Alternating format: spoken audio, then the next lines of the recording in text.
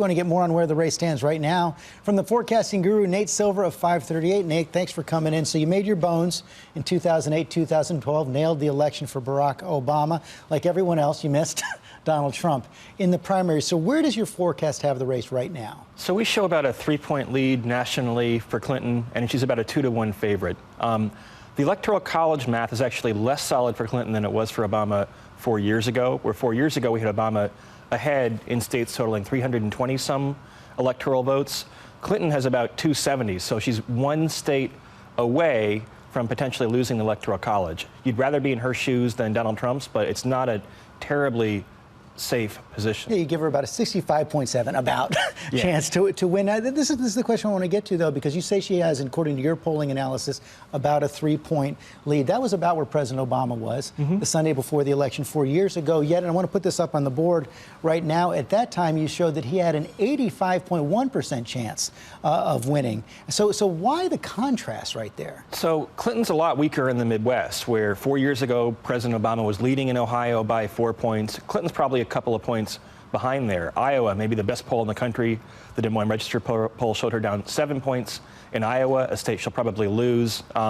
So the demographics of Clinton don't actually work as well when you underperform among white non-college voters. That's a good even group for though Donald the Trump. national polling is about the same. Even though, but it's contested in the Electoral College, and her Electoral College polling in the swing states is a little bit weaker than Obama's. So in some sense, it's a deceptively large or small lead for Clinton in some ways, whereas Obama actually had a bigger lead electorally than you'd think.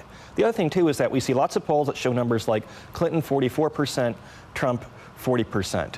If you only have 44% of the vote, that means you're vulnerable if most of the undecideds break in a certain way, whereas 4 years ago it was like Obama 49, Romney 46. So in that sense, both candidates still need a good turnout on Election Day and still have their work cut out for them. This year we've seen a very high early vote. About 41 million Americans have already voted. You don't really pay that much attention to the early vote. Well, look, our model is designed to look at the public polling, and if you want to look at anything else that you want, the early vote, then that's fine, and I think there are definitely some decent signs for Democrats in Nevada, for example. But Democrats also in 2014 told themselves a lot of stories about how they'd be saved by the early vote and then got wiped out across the board in the midterms. The polls actually overestimated how well Democrats would do, so I'd be a little bit careful. With the exception of Nevada, which is a hard state to poll, that should be incorporated in theory in the polling numbers. Another variability we've seen here right now, there have been a lot of other forecasts out there, Princeton Election Consortium, Huffington Post, several others, and New York Times.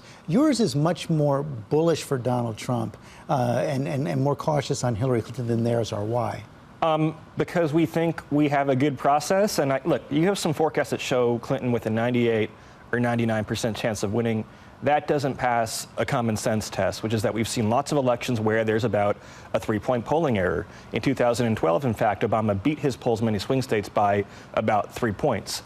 If Clinton were to beat her polls by 3 points, and you see something we might call a borderline landslide, but it goes the other way, and all of a sudden, Trump could very easily win the Electoral College. I mean, it's all based on history. People have different ways of interpreting history, but, if you think a 3-point lead is going to be safe 98 or 99% of the time, then you probably didn't design the model in a good way. 48 hours before the final votes, I want to bring out Donald Rumsfeld. We can't know what an unknown is. Yeah. But what about the known unknowns? What are you paying most attention to? I mean, look, it is true that Democrats have a larger base, and so if Clinton gets her voters to turn out, and the weakest part of that might be African Americans who turned out in very big numbers for President Obama 4 years ago and 8 years ago, maybe millennial voters, if they turn out in big numbers and there are better signs for Democrats in states like Florida and North Carolina recently, then she's in a pretty safe position. If they don't, though, and if there is a big white working class vote for Trump, if you see some suburban Republicans convert back to Trump at the last minute because he's been relatively quiet on the campaign trail, that's a case in which he could lose potentially. Even states like Colorado, that seems safe for Clinton, and she'll probably win, but you've seen tightening in many different states, and so there's a scenario or two by which she winds up a little bit short of enough electoral votes. Nate Silver, thanks very much for joining us. You'll be joining us Tuesday night as well, and we'll be right back with our Powerhouse Roundtable.